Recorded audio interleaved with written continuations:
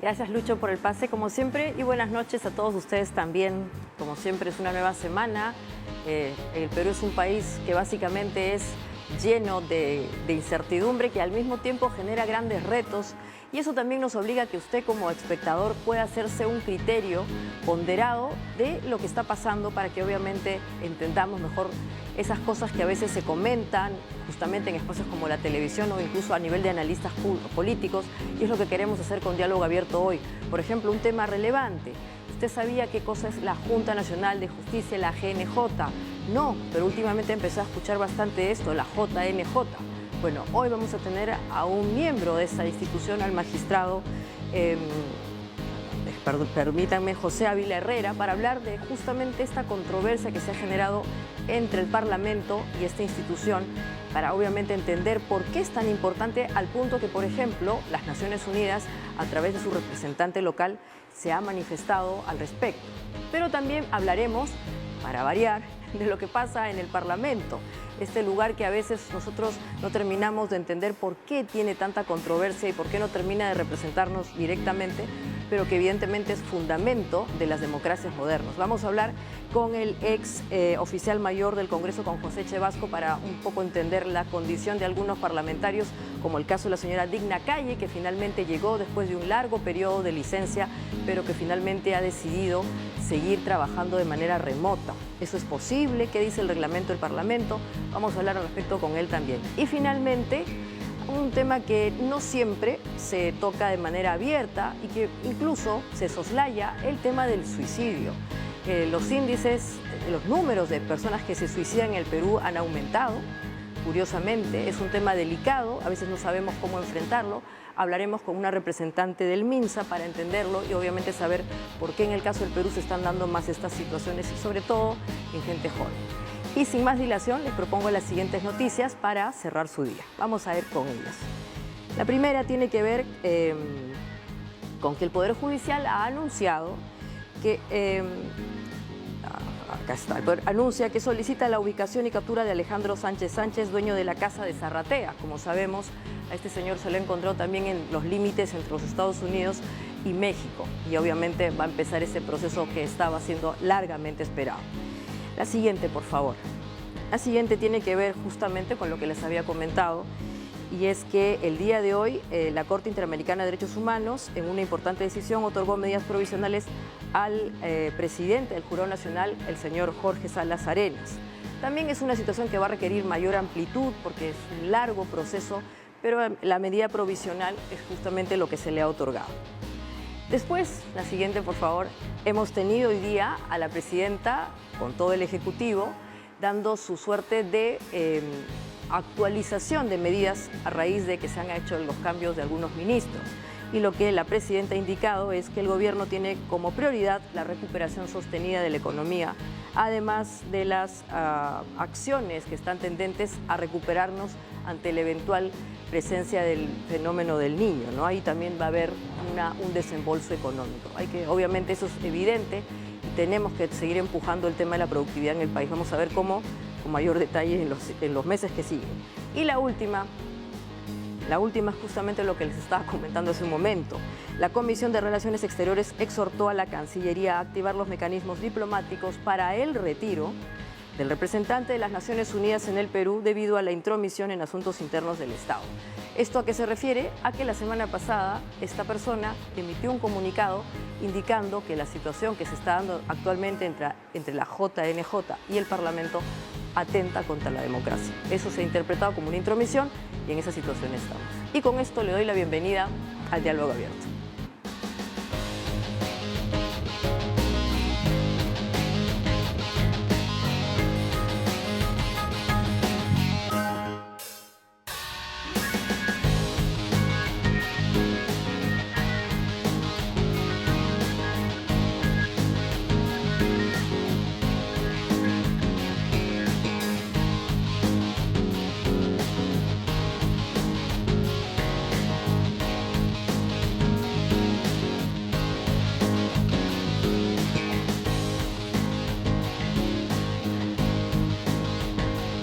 Muy bien, como les había indicado, ahora estamos con el magistrado José Ávila Herrera. Él es miembro titular de la Junta Nacional de Justicia, que es una institución que recientemente, por todo el asunto mediático que está generando, seguramente se ha convertido en un nombre que le está empezando a sonar mucho, y queremos entender exactamente cuál es la situación que se está dando entre esta institución y el Parlamento. Buenas noches, muchas gracias por estar con nosotros. ¿Cómo estás? Muy buenas noches. Muchas gracias por la invitación. Claro que sí. Sucintamente queremos entender cuál es la situación, porque lo que escuchamos y lo que obviamente se ha planteado a nivel de medios de comunicación es que el Parlamento ha solicitado, o está en todo caso iniciando, una suerte de medida de investigación, y lo que aquí ha resonado más es el término sumario, para investigar algunas faltas, y este es otro término que también ha remecido, graves, que de alguna manera considera es necesario investigar, y a partir de allí hay una serie de conclusiones que se están dando también mediáticamente, podría incluso darse una eventual remoción. Yo lo pongo todo en condicional, porque lo que sí sabemos es que el Parlamento, hasta donde entiendo, puede hacer este tipo tiene potestades constitucionales para justamente, si fuese el caso, remover a los miembros de la JNJ a través de un procedimiento constitucional. Lo diferente en este caso es el asunto, que es sumario y se está dando en un contexto distinto. ¿Más o menos es así? Efectivamente, yo creo que has dejado las inquietudes que es necesario aclarar. A ver, en primer lugar, yo creo que una sociedad civilizada está regida por una Constitución. Y la Constitución establece todo un conjunto de reglas, de normas y principios que establecen cuáles son las funciones, las atribuciones y las responsabilidades de los 3 poderes, ¿no?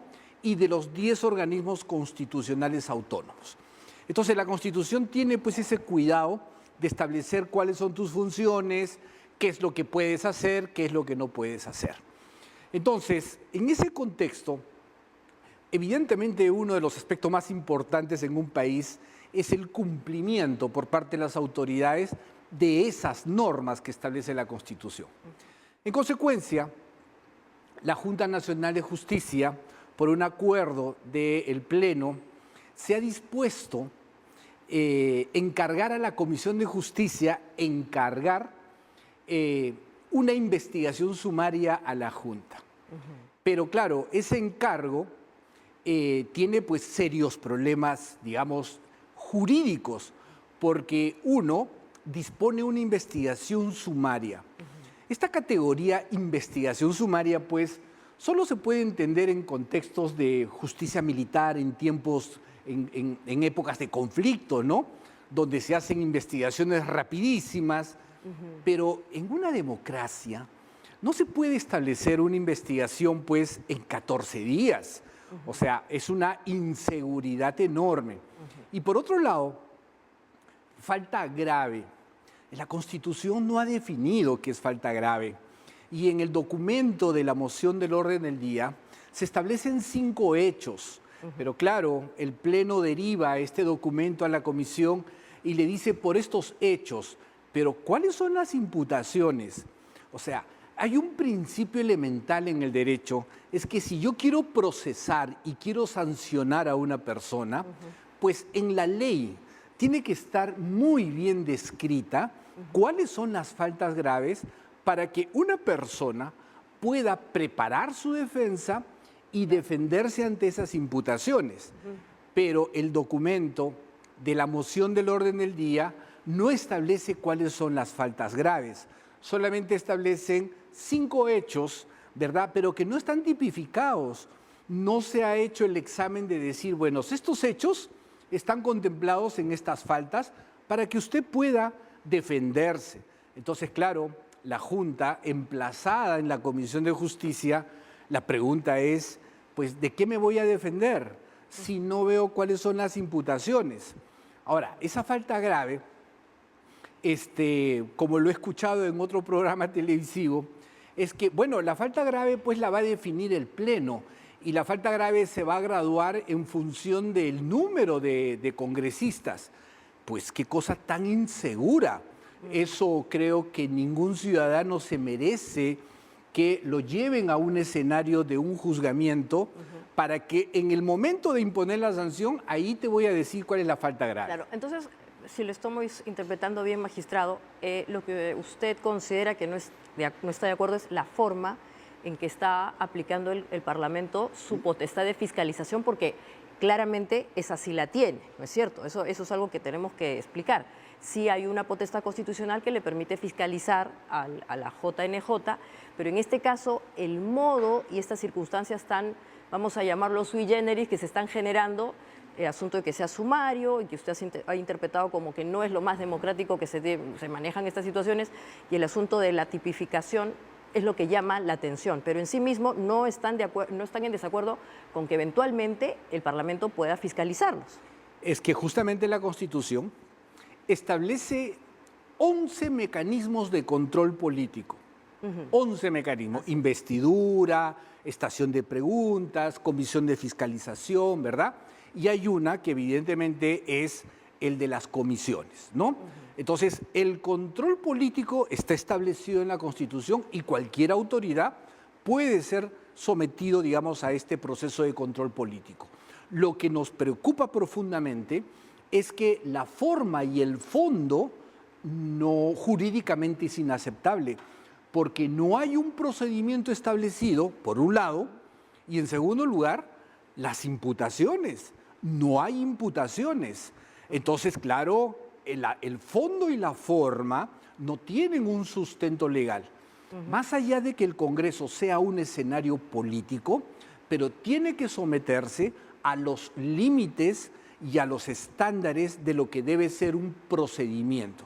Y no se está cumpliendo, y es por eso, Maite, que está llamando la atención de organismos no solamente nacionales, no solo de facultades de Derecho, la Universidad Católica, la Universidad Ruiz de Montoya, acaban de sacar pronunciamientos donde están llamando la atención de que no se está cumpliendo ni la forma ni el fondo.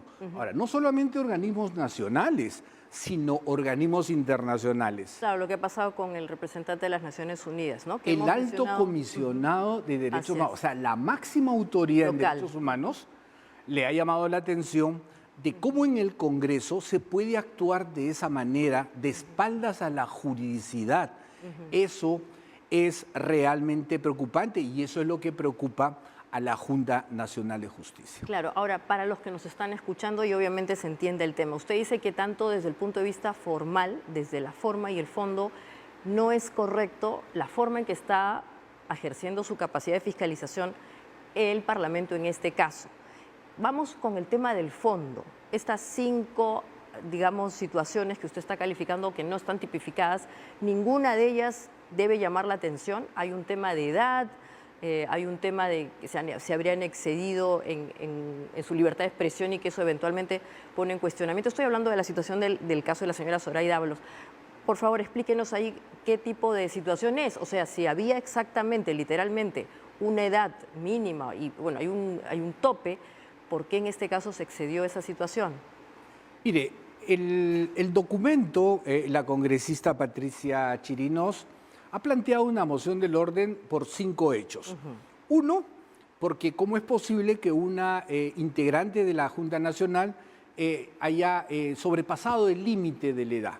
Ahí hay una interpretación que nosotros lo hemos interpretado en el sentido de que la edad de los 75 años, ¿verdad?, es una edad de requisito para acceder, no para permanecer, sino para acceder.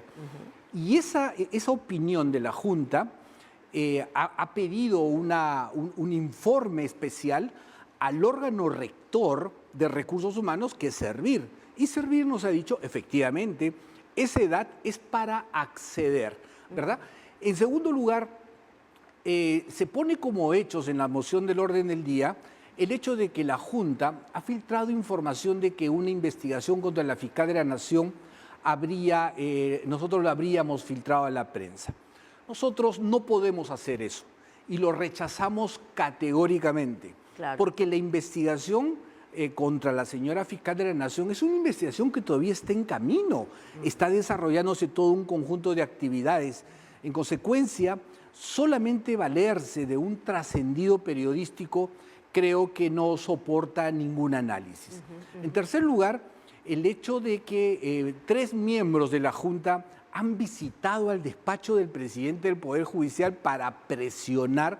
Eso es inaceptable, esos hechos, y los miembros de la Junta lo han explicado en diferentes formas de que eso no es correcto. Ningún miembro de la Junta ha ido a hablar con el doctor Arévalo, ni mucho menos con los jueces supremos. Además, hay una jueza suprema que en una declaración pública ha dicho que él ha conversado con el presidente de la Corte Suprema y que el presidente de la Corte Suprema le ha dicho: a mí no me ha venido a visitar ningún miembro de la Junta, ni mucho menos a presionarme. Entonces, ese hecho está ya aclarado por versiones de magistrados supremos. Después está otro hecho que establece el comunicado. Así es. Las instituciones en sociedades de información, es una obligación que las entidades puedan comunicar, puedan hacer conocer su opinión institucional sobre determinados temas. Eso se hace en el marco de un debate democrático. Imagínese usted si el Congreso quiere modificar la ley de la edad para ser jueces supremos, pues obviamente la sala plena de la Corte Suprema es posible que pueda emitir un comunicado diciendo: señores del Poder Legislativo, técnicamente no es correcto, pero por sacar un comunicado van a someter a un proceso de control político a los magistrados. Creo que eso no es correcto. Entonces, sacar un comunicado forma parte de la libertad de expresión de las instituciones. Bueno, y como usted bien indica, estas cinco situaciones, algunas están sometidas a justamente una u otra opinión. Algunos piensan que el comunicado al final era más bien una suerte de apoyo y se extralimitaba a la libertad de expresión que obviamente todo el mundo tiene. Y por eso justamente la idea de hacer esta suerte de fiscalización. Ahora, desde el punto de vista del fondo, porque esta es la forma, o sea, el fondo, usted dice que esto es antidemocrático, está dentro de las capacidades que tiene, las facultades que tiene el Congreso. ¿En dónde falla? ¿En el término debido proceso? O sea, ¿ustedes creen que no se les está afectando en su capacidad de defensa? Sí, claro. En cuanto al fondo del asunto, hay dos aspectos que los ciudadanos tienen que comprender. Por un lado, es un procedimiento sumarísimo que viola, ¿no?, los estándares mínimos de un debido proceso. El debido proceso es un imperativo legal. Cualquier persona que se somete a un proceso tiene que respetársele sus derechos. Derecho a preparar su defensa, derecho a saber cuáles son las imputaciones, cuáles son los plazos que tengo derecho a presentar pruebas. Pero en estos 14 días que le ha dado el Pleno a la Comisión, en 14 días, ¿qué se puede hacer? No se puede hacer nada. En consecuencia, los derechos de una persona investigada no se van a garantizar. Eso por un lado. Ya. Y por otro lado, las imputaciones, Maite. O sea, si yo a usted la quiero llevar a un proceso, primero tengo que decirle cuáles son las imputaciones en las que su conducta ha incurrido. Eso tampoco no se ha dado. En consecuencia, esta situación de fondo es absolutamente ilegal, es contraria a la Constitución y a los tratados internacionales. Y el Congreso se expone si es que eventualmente esta materia puede llegar a una jurisdicción supranacional. O sea, cualquier Corte de Derechos Humanos le va a decir: señores del Congreso, ustedes han actuado muy mal. Y esto puede generar responsabilidad internacional. Claro, el asunto del sumario, del hecho de que sea tan breve, ¿no?, los 14 días, eventualmente también se podría ampliar el plazo si es que consideran que justamente a través de todo este movimiento que se está generando el tiempo es insuficiente, que eventualmente se podría precisar con mayor claridad justamente sobre qué se quiere fiscalizar y de alguna manera ahí darle mayor capacidad pues al Congreso de respetar lo que estamos diciendo. En otras palabras, ¿se podría corregir esta intención de fiscalización y obviamente llevarla por un buen cauce? En ese escenario, ¿cuál sería la posición de la Junta de Justicia? Bueno, eso tendría que ser una evaluación del Pleno o en primer lugar de la Comisión de Justicia, ¿no? A mí me llama un poco la atención porque de los 11 mecanismos de control político, evidentemente uno de ellos es que el Pleno puede encargar a una comisión especial a investigar, pero estamos hablando de la Comisión de Justicia y Derechos Humanos y en consecuencia eso es algo que debe llamar la atención. Pero en cuanto al plazo, yo creo que los miembros de la Comisión de Justicia pues tendrán que hacer una coordinación eventualmente con el Pleno para decirle, oigan, el plazo que nos han dado de verdad que es un plazo absolutamente corto y en consecuencia es violatorio de derechos fundamentales. Muchas gracias. Le quiero agradecer mucho, magistrado, por haber estado con nosotros y aclararnos, como bien indicado, tanto el fondo como la forma de una situación que no se va a acabar en esta entrevista y que seguramente la ciudadanía va a estar muy atenta porque, como bien ha indicado, ya ha escalado a niveles internacionales y eso siempre es algo de cuidado. Eso es importante, Maite, porque este hecho ya es de conocimiento del Alto Comisionado de Derechos Humanos, o sea, esta situación ya ha escalado internacionalmente y eso creo que nos debe preocupar a todos.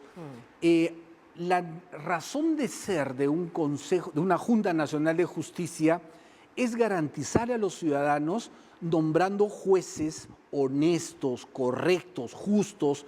En consecuencia, esta situación que se ha provocado, a quien están afectando son a los ciudadanos. Sí, muy bien. Y bueno, y también hay la fiscalización que hay que mejorarla, en todo caso precisarla, porque ahí hay un entredicho que hay que, justamente como digo, terminar de precisar en el tiempo. Muchas gracias, magistrado. Muchas gracias. Y después del corte volveremos para hablar con el señor José Chevasco, ex oficial mayor del Parlamento, sobre justamente el Congreso. ¿Qué está pasando allí? Estas situaciones particulares, intromisión o no intromisión, hasta dónde pueden ellos fiscalizar, etcétera. Así que no se vayan, esto es Diálogo Abierto.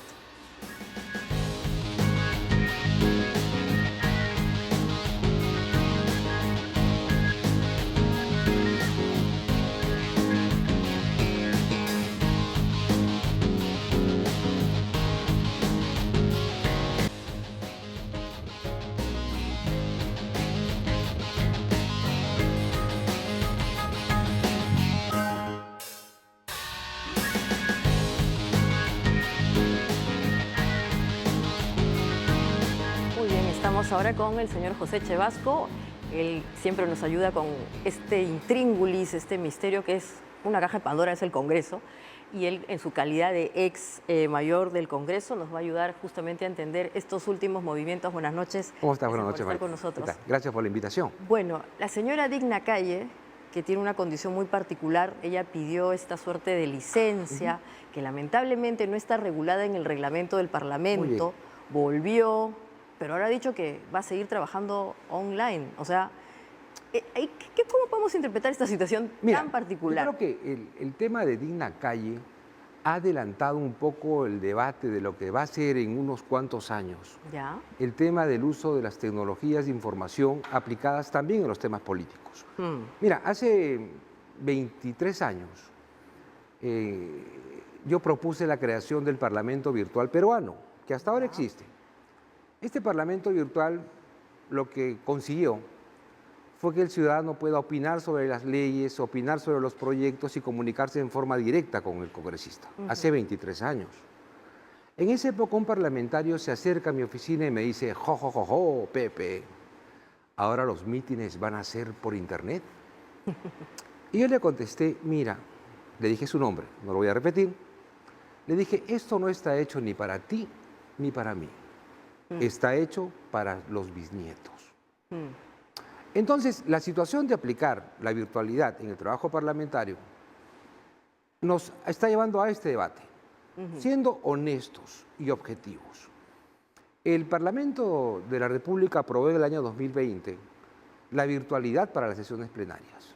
¿Ya? Y se quedó ahí. Y las sesiones para las cuales convoca el presidente del Congreso son semipresenciales, es decir, permite que los parlamentarios usen las tecnologías para poder conectarse, votar, participar en los debates.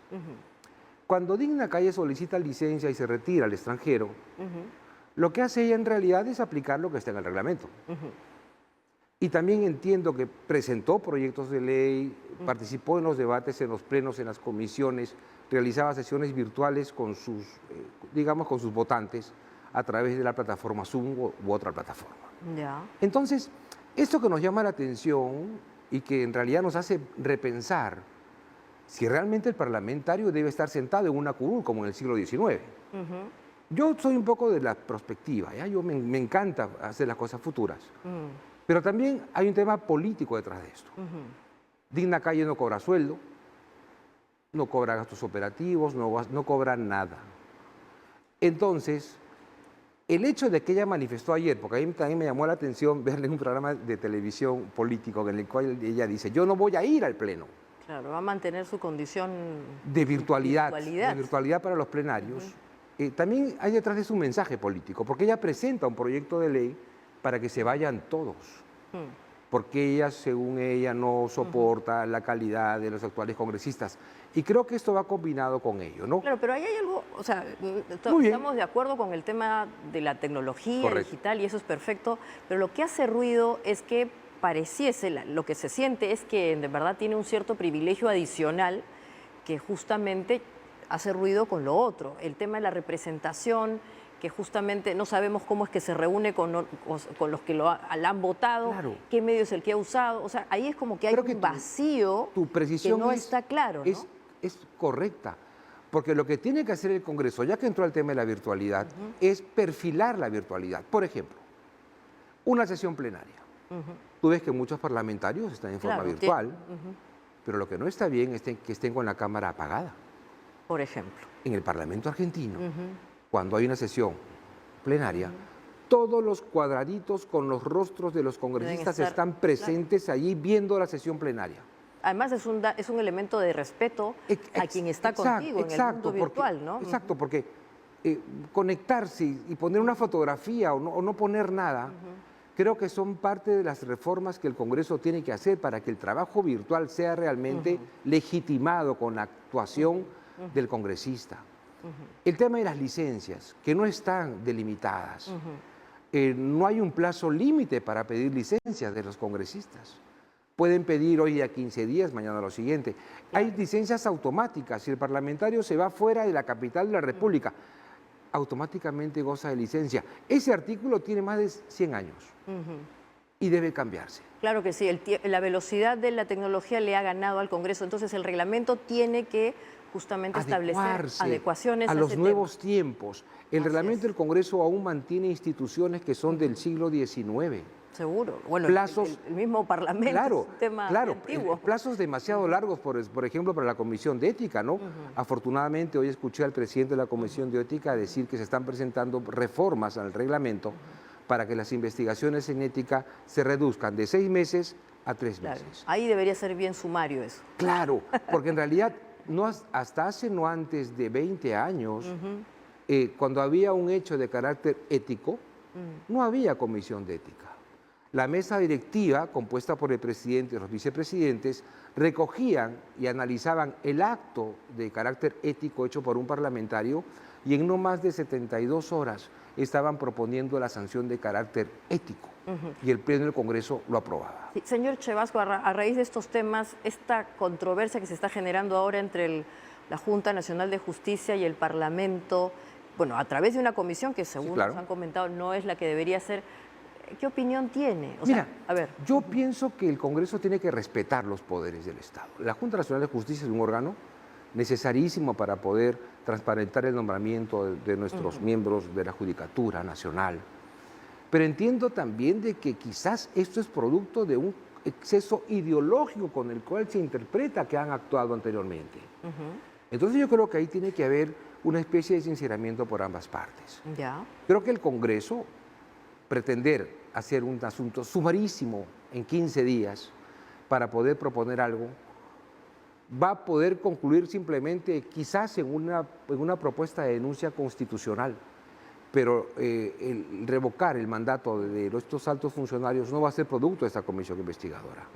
Pero creo que hay un asunto de carácter ideológico detrás de esta conducta en el cual yo, como ex oficial mayor del Congreso, manifiesto que lo que tenemos que hacer es respetar los órganos independientes y autónomos que están consagrados por la Constitución. Claro, y en todo caso, si se quiere fiscalizar, que esta sea de alguna manera adecuada, ¿no? El tiempo seguramente podría expandirse, extenderse, y obviamente les dan tiempo a que también se defiendan. Además, los procedimientos parlamentarios, y en realidad todos los procedimientos son garantistas. Es decir, garantizan el debido proceso y garantizan las decisiones de estar en un Estado de Derecho real, ¿no? Así es. Los otros casos que también llaman la atención y la pregunta que todos tenemos es, ¿los parlamentos pueden aumentarse el sueldo? ¿Hay un aumento de sueldo de acuerdo al PBI, a la inflación?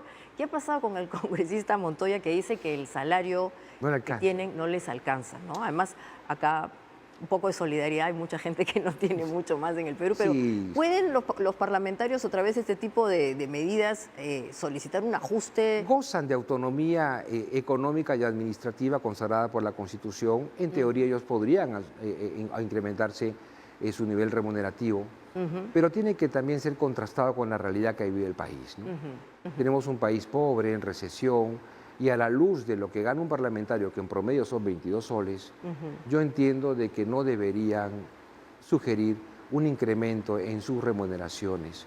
Creo que más bien deberían transparentar y unificar lo que significa la remuneración de un parlamentario, porque actualmente tienen 3 conceptos. Lo que deberían hacer es transparentar las cosas para que la gente sepa realmente cuánto es lo que ganan y no tratar un poco de solaparlo con nombres con distintas denominaciones como las que actualmente ¿Y tienen. el salario de un parlamentario siempre es dinerario o hay otro tipo de elementos que lo componen? Existe. En especies, refrigerio, no sé, se van a la tienda, regalos, porque claro, suena 22.000, pero por ahí que van sumando cosita a cosita y termina siendo un número más grande. Pasajes aéreos en un número de 48 al año. Ahí hay un número interesante. Sí, porque pues para usarlo en su labor parlamentaria. Y gozan de un pequeño refrigerio los días de plenario. Que es ahora, sabemos que es un buffet, digamos... No, nunca fue un buffet. O sea, hubo un buffet una vez a la semana, que yo era oficial mayor de Congreso y se criticó mucho el tema. Pero ahora eso ya desapareció. Pero entonces ahora comen un menú razonable, ¿no? Entonces gaseosas y cafés los días de plenario.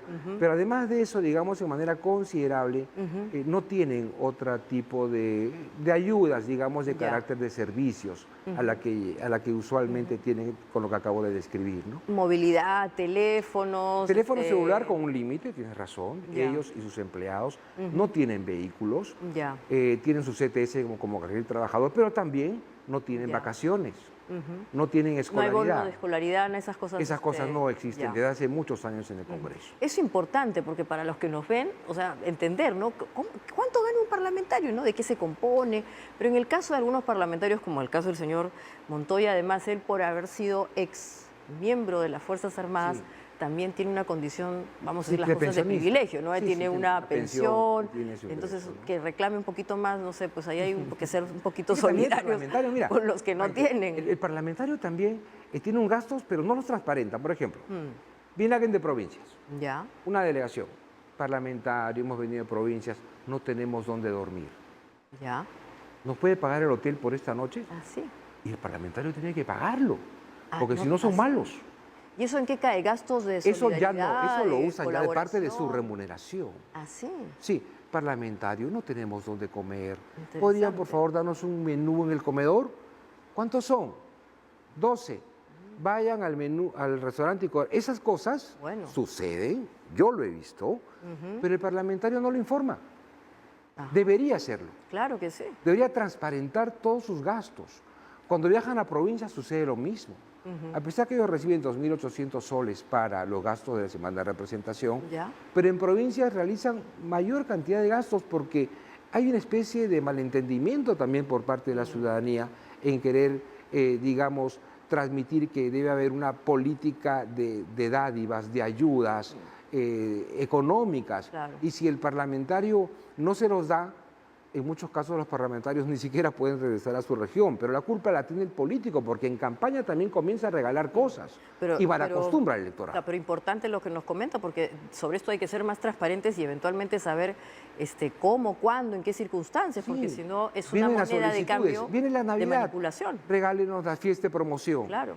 El aniversario del colegio, regálenos la banda de la musical para qué sé yo. Claro, pero lo que queda exactamente dentro de lo que es el presupuesto que él maneja, ¿no? Este tema de los almuerzos a terceros. Es sobre su remuneración. Claro, eso de su remuneración. Entonces, en verdad, el número va incrementando y nos damos cuenta que tampoco es que sea tan Tienen poquito como bastantes se gastos, dice. pero creo yo que ahí tienen que hacer una política de comunicación mucho más agresiva. Y finalmente, el tema de la señora María Cordero, que cae dentro del universo de la clasificación de casos particulares del Parlamento. Hay mucha iniciativa, inventiva ahí. Inventiva, ¿no? O sea, ya esto ya es una derivada de los mochasueldos que le dan a ella la posibilidad de tener joyas. Claro. ¿Y esto cómo es?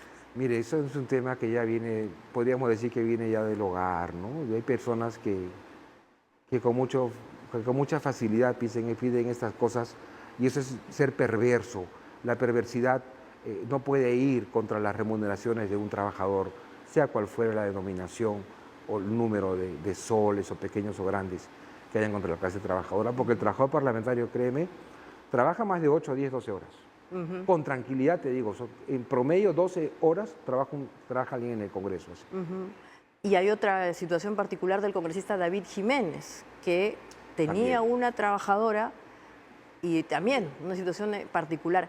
En estos casos, ¿qué está fallando? Está fallando la transparencia, pero también no existen mecanismos para obligar al congresista, al parlamentario, a que rinda cuentas. Eso falta. ¿Cómo hacemos? O sea, ¿cómo hacemos? Yo, Mira, no sé, usted ahora que está en el llano y todos los que nos están viendo, ¿cómo hacemos para que de verdad nos rindan cuentas y nos enteremos de estas cosas que son, si no lo traigo acá no nos enteramos? Transparente. La vía transparente pone límites inconscientes a las cosas.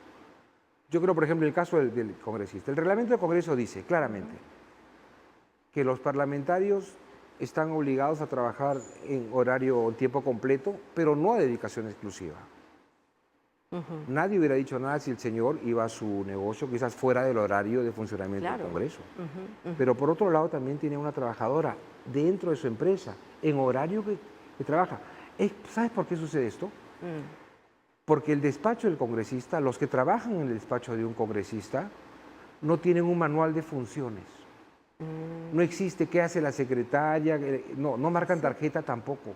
Porque se supone que ellos administran a los empleados, sus colaboradores, en función a una agenda parlamentaria, a una agenda política. Porque a veces el trabajador tiene que ir a una actividad del congresista a las 7 de la mañana y no puede ir a marcar tarjeta. Pero deben haber ciertos límites para evitar estos excesos. Bueno, señor Chavasco, le quiero agradecer muchísimo, pero en verdad estamos llegando a la conclusión de que hay demasiados privilegios en un poder que lamentablemente tendría que estar más cercano a quien lo ha elegido, que somos todos los peruanos. Y faltan límites y reglamentaciones para evitar que la gente se mueva en estos vacíos, ¿no? Creo que hay que establecer mejores normas acorde a los nuevos tiempos que vive el mundo, ¿no? Así es, así es. Veámoslo desde el lado positivo, hay muchos retos, ojalá que se puedan cambiar, pero sobre todo desde la sociedad civil, porque si el propio Parlamento tiene todos los incentivos del mundo para hacer oscuro, para entre ellos mismos protegerse, no vamos a cambiar nunca. Ahí está mal.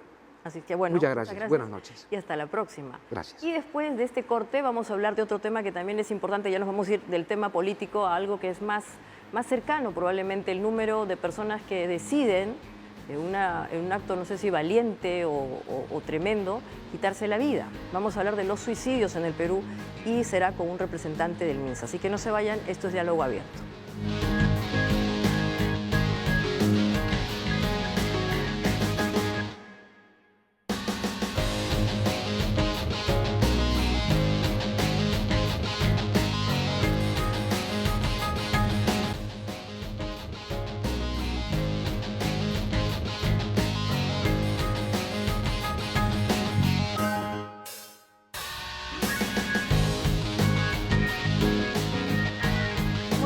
Y ahora estamos con la psiquiatra, ella es la doctora Natalia Azcurra, ella es miembro de la Dirección de Salud Mental del MINSA. Buenas noches, doctora, gracias por estar con nosotros. Buenas noches. Y había indicado antes de ir al corte que vamos a hablar de un tema que es delicado y que, vamos a reconocerlo, no necesariamente sabemos cómo abordarlo, más desde el punto de vista de los medios de comunicación. Y entonces necesitamos que un experto, un profesional de la salud nos cuente cómo debemos tratar el tema del suicidio en televisión, cómo debemos informar incluso si se da una situación de este tipo. A veces nos vamos por el lado más efectista, el morbo, y nos olvidamos que detrás hay un ser humano, hay una familia, hay un duelo. ¿Cómo debemos hacer? Sí, buenas noches y muchas gracias por la invitación. Yo creo que esta pregunta es importante porque se ha visto que se crea una situación de bola de nieve cuando se informa sobre una situación de suicidio que aumenta, incluso puede llegar a aumentar los casos de suicidio. O sea que la comunicación es muy importante, cómo se aborda el tema sin crear justamente lo que mencionabas, ¿no? Sin ser muy sin crear mucho morbo, sin ser muy amarillistas cuando se da la noticia. Lo importante es informar con datos, involucrar a los profesionales de la salud mental para que también puedan participar en la información, ¿no? Porque es importante hablar del tema. A veces se cree que también es mejor callar, es mejor no decir nada acerca del suicidio y se tiende a estigmatizar aún más la salud mental, ¿no? Más de lo que ya está estigmatizada. Entonces, es importante hablar con prudencia, pero también dar datos reales de lo que está pasando, por qué es que sucede, ¿no? Incluso los medios de comunicación, como lo estás haciendo ahora, son una herramienta principal para que las personas informen y sepan de la cantidad de muertes por suicidio que hay, de que es una enfermedad, la depresión, que es la principal causa de suicidio, es prevenible, se puede trabajar. Hay centros de salud mental comunitaria en todo el Perú, en donde hay profesionales tipo psicólogos, psiquiatras que atienden estos problemas de salud mental, ¿no? Y lamentablemente en el caso del Perú, probablemente por el asunto de la pandemia, el número de suicidios ha aumentado. Y también ha aumentado, lamentablemente, en jóvenes, en adolescentes. Sí, es cierto. Bueno, si nos remontamos al año 2000, ¿no? Hasta ahora sí ha habido un incremento de las muertes por suicidio, pero en los últimos años ha ido variando, ¿no? En el último año hemos tenido aproximadamente 686 muertes por suicidio, según los datos que nos da el SINADEF, ¿no? Que es el Sistema Nacional de Defunciones. Lo que nos habla más o menos de unas 2 a 3 muertes por suicidio al día, ¿no? Entonces las muertes por suicidio al final van más de lo que se reportan, ¿no? Más de lo que vemos de repente. Pero es cierto que tenemos una de las tasas más bajas a nivel de Latinoamérica, ¿no? Sin embargo, si vamos al conteo neto de personas que mueren por suicidio, sí, pues no, somos al año que mueran 686 personas y todavía de la forma en que se ocasiona esta muerte y como tú lo mencionabas al inicio, ¿no? De pronto las personas involucradas, ¿no? La familia, hay un duelo que se produce muy fuerte alrededor del suicidio. Entonces, y en los adolescentes, pues posiblemente porque justamente están entrando en una etapa de decisiones en su vida, están eligiendo qué carrera estudiar, están cambiando de colegio, están entrando a una etapa escolar de repente, entonces hay situaciones de estrés que viven y que de repente sus cerebros todavía son inmaduros porque se ha descubierto que, por ejemplo, la madurez cerebral se alcanza hasta los 20 años, incluso hay cifras de hasta los 30 años, ¿no? Entonces, o nunca. A veces es cierto eso, entonces es una etapa muy importante en la que nosotros también estamos trabajando, ¿no? Porque los centros de salud mental comunitaria están en la comunidad porque se supone que el apoyo que tiene que recibir la persona que está pensando en acabar con su vida tiene que ser de la familia, y no solo de la familia, sino de la comunidad. Somos personas sociales. Entonces, lo que hace estos centros de salud mental comunitaria es que también salen a los colegios, se habla de este tema, se mejoran las habilidades sociales de los adolescentes, ¿no? Claro. Ahora, otro dato importante, doctora, es que en el Perú el suicidio de varones duplica el de mujeres. Y el suicidio además está asociado, como nos está comentando, a problemas de salud mental como son la depresión y la ansiedad. ¿Qué está pasando con los varones en el Perú? ¿Por qué se suicidan más? Sí, en realidad es una cifra que es también a nivel mundial, ¿no? A nivel mundial se suicidan más hombres que mujeres y eso también tiene que ver con cuán cerca está la persona del medio letal, ¿no? Porque generalmente los hombres utilizan medios letales más efectivos que las mujeres, ¿no? Acá en el Perú, por ejemplo, en otros países como en Estados Unidos, pues las armas de fuego son el principal medio letal y lo tienen más los hombres, de repente son más accesibles para los hombres que para las mujeres. Acá en el Perú es más por insecticidas, pero acordémonos que también acá son los varones que están más en el campo muchas veces, entonces tienen más acceso a estos medios. Un tema también importante en los hombres, sobre todo en el Perú, es que a veces, sobre todo en los hombres, existe mucho negarse a reconocer sus emociones, a reconocer que están pasando por un episodio de tristeza, que va más allá de la tristeza, sino ya está llegando de repente a la depresión. Y entonces no buscan ayuda tempranamente, ¿no? Porque el suicidio pues, es evitable si es que justamente se busca la ayuda oportuna. Y eso es importante, ¿no, doctora? Porque o sea, el hecho de sentirse vulnerable, que la vida o la situación nos desborde, o sea, eso también tiene que comunicarse, porque a veces hay problemas que, como bien ha indicado, son pequeños y la soledad, el hecho de sentir que uno está, no hay nadie que nos ayude, lo engrandece. Justamente ese es el problema de la salud mental allí. Aquí el llamado sería pues a que las personas que sienten ansiedad o depresión se acerquen.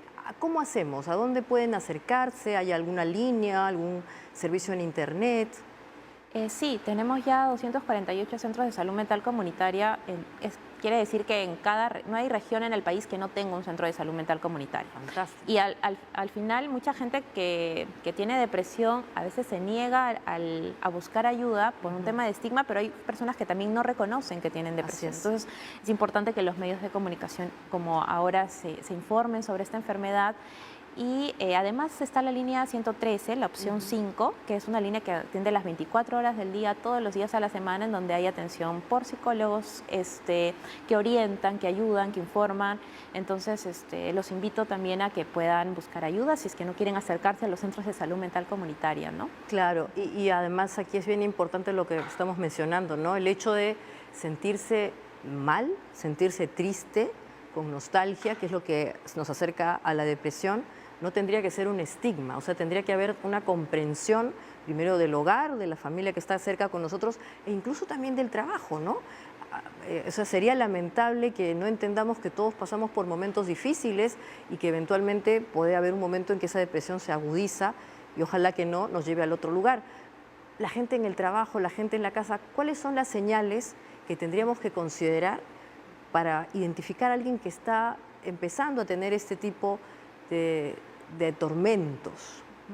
Claro, como la principal causa del suicidio es la depresión, habría que buscar síntomas depresivos que no se van a manifestar siempre con que la persona esté llorando todo el tiempo, ¿no? Por ejemplo, la tristeza, eso es importante. Sí, porque la depresión va más allá de esto, ¿no? Entonces es el poco disfrute que tienen las personas de las cosas que antes sí les gustaban hacer.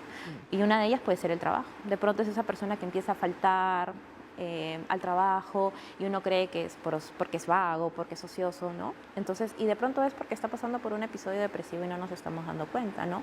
Es un poco más difícil de verlo en el trabajo porque pues estamos acostumbrados a entrar al trabajo y dedicarnos enteramente a él. En la casa es mucho más fácil, entre comillas, y como se da más en adolescentes, quisiera recalcar el tema, ¿no? Para que si es que hay algunos padres que nos están observando, ¿no? El cambio de conducta en nuestros hijos, ¿no? El que de pronto ellos sean muy extrovertidos y pasen a no querer salir de casa, a querer estar siempre aislados en su cuarto, o que tengan esta conducta que se está ampliando mucho, que es la conducta del estar muy pegados al celular o en el juego, en el internet. Entonces esto puede dar indicios y además a veces lo expresa, a veces hay esto de decir, creo que la vida no tiene mucho sentido, dan señales las personas que se van a suicidar y nosotros a veces las minimizamos, ¿no? Pero ¿por qué estás hablando de eso? Si tú tienes, ¿no? Si tu vida es bonita, tienes amigos, ¿por qué dices eso? Entonces, más bien cuando estamos escuchando cosas así, preguntar, ¿pero por qué piensas eso? ¿Qué es lo que te está pasando? Cuéntame un poco más, ¿no? Entonces, de alguna manera, validar también la emoción que pueda estar sintiendo nuestro hijo significa escucharlo y no minimizar su problema. Y ante el hecho de que se genere esto, ¿cómo deberíamos enfrentarlo? O sea, ¿qué hacer? Y bueno, hemos planteado algunas situaciones particulares, usted misma ha indicado que se puede tener acceso a ciertos elementos contundentes que facilitan el desenlace, pero eventualmente también hay gente que escoge ir a un lugar que no es la casa, a un lugar público. ¿Cómo tratar la situación? Que, como digo, es muy delicada. ¿Qué se hace en esa situación? ¿Hay que informarle primero a alguien del MINSA? ¿Cómo sería esa situación si finalmente nos encontramos ante ella, ¿no? Ante un riesgo suicida, primero, si nosotros ya estamos escuchando que la persona en reiteradas ocasiones está diciendo que quiere terminar con su vida, pues es importante informar a la familia, ¿no? De repente es el amigo que lo escuchó por ahí, es importante que ese amigo vaya con la familia y le diga a los papás o a quien esté viviendo en ese momento con la persona de los planes que está escuchando a esta persona, ¿no? Y no dejarlo solo, quitar todos, como mencionaste, todos los medios con los que esta persona podría hacerse daño. Claro. llamar al 113 también para pedir asesoría. De repente le pueden decir, mire, este centro de salud mental comunitaria es el más cercano a su casa, vaya, diríjase, ya hemos conversado con las personas que le van a atender. Y además porque la atención en los comunitarios no solamente es quedarse esperando que venga el usuario, sino que también van, incluso hacen visitas domiciliarias, entonces van y atienden al usuario hasta su domicilio. Así es.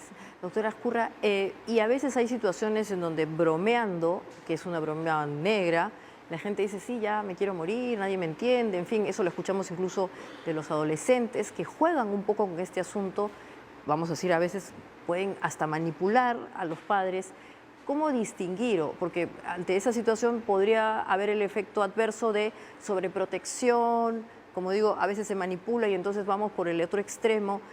¿Cómo entender en verdad, cómo identificar en verdad que alguien sí, concretamente, está tomando esa decisión o simplemente está jugando o manipula o eventualmente, pues, como decimos, juega con el término, que la verdad que es una broma horrible, ¿no? Porque nadie debería estar jugando de esa manera con un tema tan delicado.